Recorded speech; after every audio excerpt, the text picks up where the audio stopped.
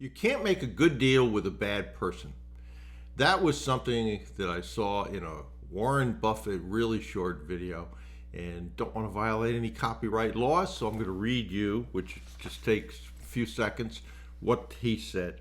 You can't make a good deal with a bad person. Just forget it.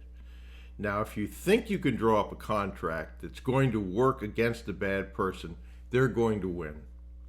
For one thing, they probably enjoyed litigation, but Berkshire Hathaway as an entity, or me personally, we don't want to spend our life doing that sort of thing. Besides, the bad guys, they know more games. They may lose eventually, but it's no way to spend your life. So what he's saying is that if you can't trust someone, if they don't have integrity, that is not a deal that ultimately will be a good deal for you. And that's an important lesson to learn. When people want to do a deal, sometimes they want to do a deal badly enough that they will do, as my mentor said, a bad deal. So have your criteria down. But let me give you a couple examples of this, real life examples. I have taken some equity position in mentees' deals that I like. Had a mentee, felt very good about, helped him get a billionaire for his board. Talked to him as I was mentoring him, and then after the formal mentoring stopped, but I still kept in touch with him, that his was a deal that I would be willing to take an equity position in. And did he want to do that? And he said, absolutely. I want to do that. I told him that I didn't need to be on the board. We discussed that as well. He said, yes, I want to do this. Okay, so we got a verbal agreement. He then said he needed to sort out with the law firm the legal implications of tax implications, basically, of board members and those that had equity. Okay, no problem. So a little time goes by, I contacted him, said, I got a few things going on, I need to talk to the board, but I just haven't done that yet. And I said, okay. A little more time goes by, and I said to him, I haven't seen anything, where are we with this? And he said, the board members said that non-board members shouldn't have equity. I said, oh, so you're asking me to be a board member then, right? And he said, well, I'm going to have to think about that. And I wrote back to him and said, I took you at your word that we had a verbal agreement. You don't need any more time to think about this because I'm moving on. I'm not doing this deal. And so my criteria is real clear, particularly when it comes to integrity, doing what you said you were going to do. Had a mentee this week who said, I looked at the P&L, I looked at the tax returns, there were differences between the two of them, but they were minor. It was $10,000 here and then some amount there. I said, that's not minor.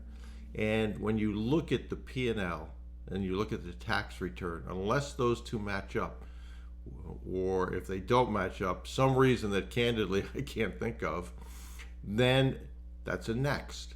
Now, why is that a next? One, because that person by definition, when the P&L doesn't match the tax return, they've cheated on their taxes. And guess who they're going to continue to cheat on?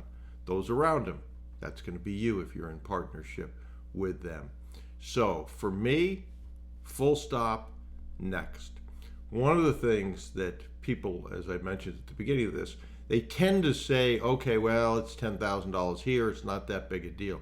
Well, when you eventually, hopefully, get many of these acquisitions and you want to exit, someone's going to look at your financials. And if they see deals where things don't match up, like tax returns and P&Ls, they are very likely going to say next. And you don't want to run an organization that is run that way, that has problems with the financial part of the business. So I'd encourage you to remember that. Be strict on your criteria. Remember, your word is going to be on your bond, is your bond in this business. You're going to trade on your word, so guard that carefully. So I hope that helps. I hope that your word is your bond. I hope that you have strict criteria for looking at deals, board members, professionals, and that you pass on those that oftentimes just don't feel right in your gut. You usually get a good feel for that. And when I listen to Warren Buffett and Charlie Munger talking about deals, They said they've gotten pretty good at that. Do they get fooled every once in a while by passing on a deal that maybe is good? Yeah. But they said if it sounds too good to be true, if it's fast talking, if it's all blue sky, there's no problems here, those are usually not deals that represent what the person on the other side is telling you. Sounds too good to be true. The old adage, it usually is true. So hope that helps. Hope you put that into practice. If you're looking for how to do this process, the Acquisition Advantage over on brucewhipple.com is the best step-by-step I've put together course, boot camp. It lets you once a month talk to me live in a group Q&A, so that's helpful to keep people current. If you want to go and just learn what the initial outreach is with board members, professionals, prospects, go to brucewhipple.com, grab the free course. It's got templates in there. If you want to go there directly, it's brucewhipple.com/get class. And lastly, there are some openings in the VIP mastermind. That will have 2 days of training in September. We do 2 days of virtual training with my marketing director, John. So if you were to join now, you would end up being able to attend that. If you go over to the website, look for the VIP Mastermind, you're going to see it says sold out. That's because I want to talk to people before I put them in. But all of those things could help you. The most important is know what it is that you're doing, know why you're doing it, know the steps, know the templates that are there, and continue on step by step and follow those steps. So I wish you well in that. Take action. Ultimately, that's the key if you know what to do.